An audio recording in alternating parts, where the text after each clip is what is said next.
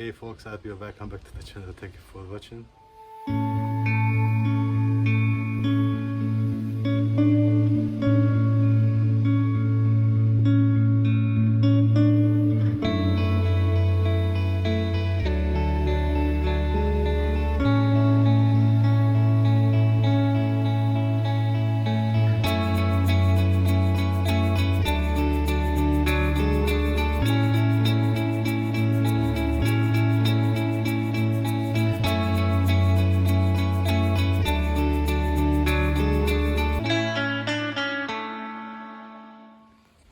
In this episode I'm going to work at the Kawasaki Zx6r.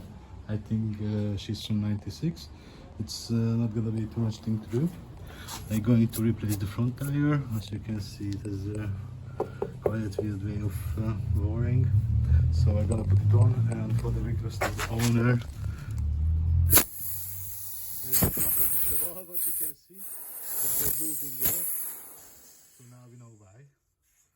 So probably it hasn't been replaced for a long period. So it's definitely gonna need a new valve, and then I'm gonna take a look for the brakes as well, just in case, to be sure that it's still good, just to check out, nothing serious. So not too much things to do. Let's get it done. Well, the left caliper is off, and as you can see, it hasn't been cleaned for a really long time. So much dirt has been built on, even it was running already over there. So the disc cap grew into the dirt already, and it's quite odd, so it's not something is not well in the adjustment. Maybe the axle wasn't at the middle or something like that, because one side is thicker than another one, and as you can see, even the cylinders are not even out. It could be a problem, I really don't know, but yeah, I'm gonna notify the owner about it, so he's gonna decide what he's going to do with it. So let's move it to another side. So this is the other side. As you can see, the same here. So thick dirt are built up, the disc already cut a groove in it, and here the pads are much more thinner, which is really not a good news. Yeah, it's gonna be on the owner decision. I'm gonna let him know, so he's gonna decide what to do with it. So now the two calipers are off. The next is the axle actually, and then the wheel is out. It's not gonna keep too long. Now the easy part is done. The wheel is out. So now, before I losing the tire, I'm gonna check for any marks for the rotation, but actually this is the old-fashioned one with the driven speedo yet. So this is the left side, that's 100%. So then you just have to lose the tire, put in a nice new valve, and then put back the tire. Actually the owner decided to go with the second-hand tire, but yeah, it's his choice. So let's get it done. Now the old tire is off. This is the rotation wise, so the used new tire can go on. I'm gonna clean a little bit, install the new valve, definitely, otherwise you're gonna get some problem.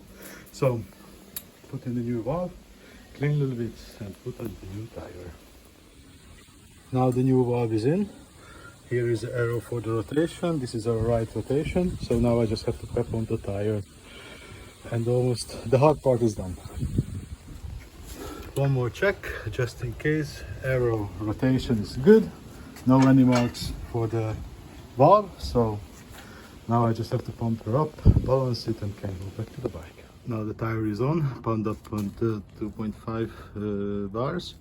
So now the last thing, the balancing. I cleaned a little bit the surface, it looks way better.